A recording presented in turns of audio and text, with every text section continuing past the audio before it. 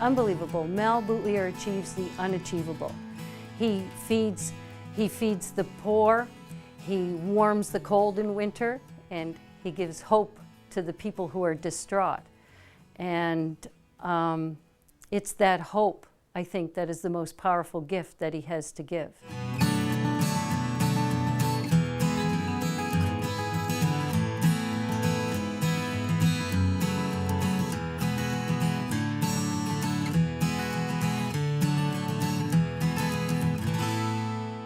I think the most important thing to understand about Parker Street is that it sort of falls outside the normal boundaries for people who've fallen outside society's safety net. So it does all the things that people know it does, you know, a food bank and furniture bank and training and stuff. But really it's a place where somebody can come and knock on the door when life has left them in a tough spot and they just need help.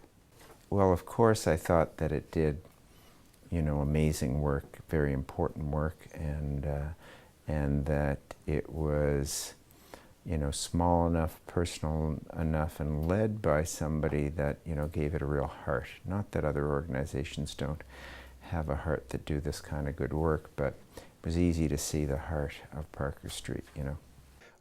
Obviously the organization provides a tremendous support throughout the region, and I think it's extremely important that as many people get involved and help in whatever way they can. My own involvement has been many hours at times and less hours at other times, but anytime Mel calls and needs something, I've always been willing to help him out because I know that Mel is there for the people he's trying to help. There's so many different people under so many different circumstances who have turned to Parker Street for help, and no one has been turned away. And the big feature of that is that a person can come in and pick their food off the shelf, which is a little bit different than some other food banks, which of course give people food. This one is separate, and Mel makes a point of that, and he thinks it's very important that they be given the option to come in and pick the food just as if they were going to a grocery store. I'd say there are a number of things that set Parker Street aside from similar organizations. One, I would say, is the breadth of programming that they offer. So from food bank to furniture bank to skills and learning. But I'd say even more importantly, what sets them apart is the spirit that people find when they come to Parker Street. This is a food bank where individuals who come here really feel like they're part of the Parker Street Food Bank community. They are as much a part of the place as the staff, as the director. They belong to this place. This is their chosen community, and they're greeted by name. They're treated as members of a family as opposed to clients of a service. If Parker Street did close its doors Monday, Wednesday, and Friday, all the people that come here would not have any food. Simple as that.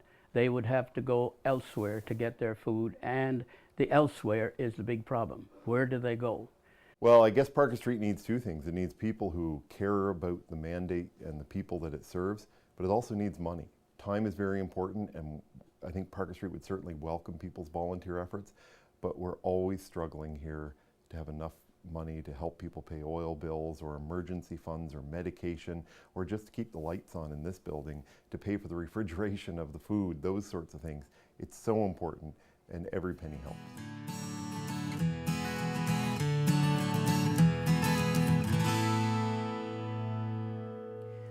Clearly what sets Parker Street above everything else that in the battle against poverty in Halifax is Mel Boutlier. Mel Boutlier is the face of the battle against poverty in Halifax.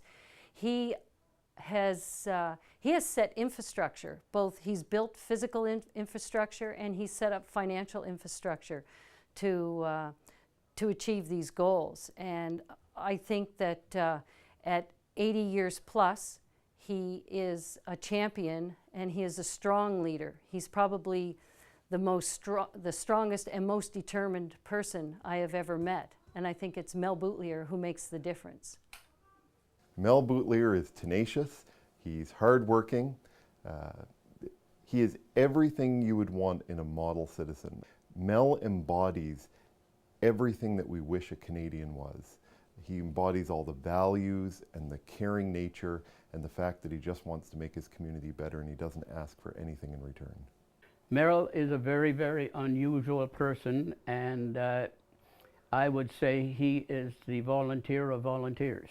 He does not think of himself first. It's always thinking of others, always. He's a very down-to-earth, humble guy, smart, has a huge heart, is visionary, ambitious, wants to help people.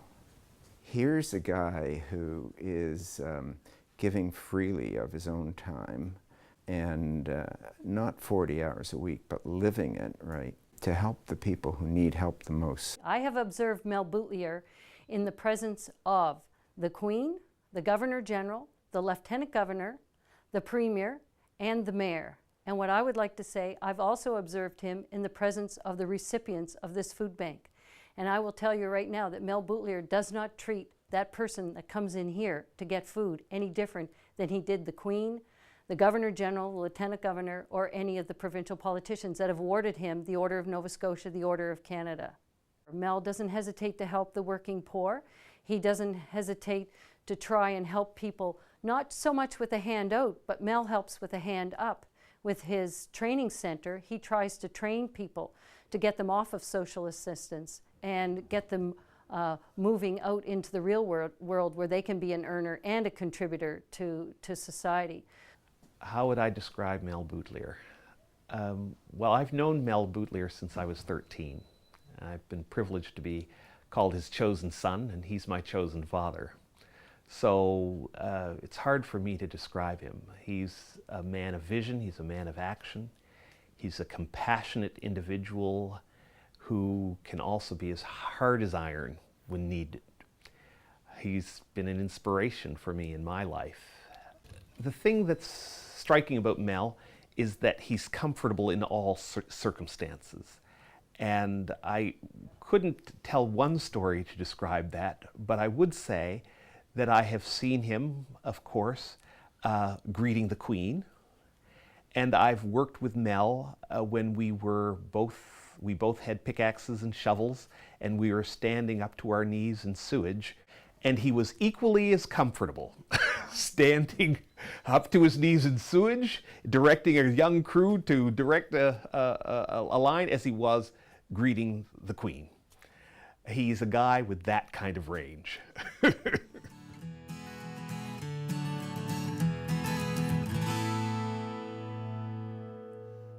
Wow. One word to describe Mel. Tireless. Can I use 2 words to describe Mel? Sure, why not? He gives hope.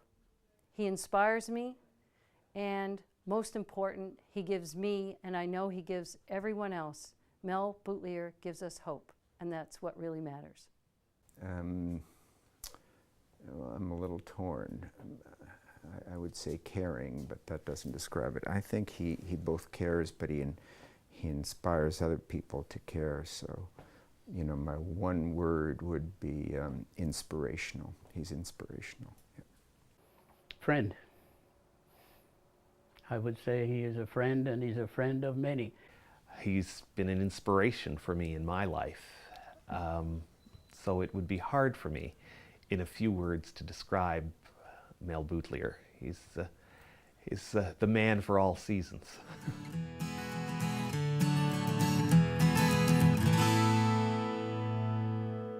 Mel's the kind of guy that if he asks you to do something, it's hard to say no. So really the role that I've played at Parker Street has been whatever Mel has told me he needs me to play on that given day. Some point in every person's life, they want to reach out and help.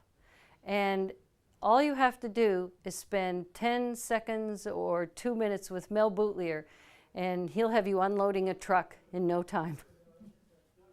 From time to time, Mel would call me up, and I was never able to say no to the guy.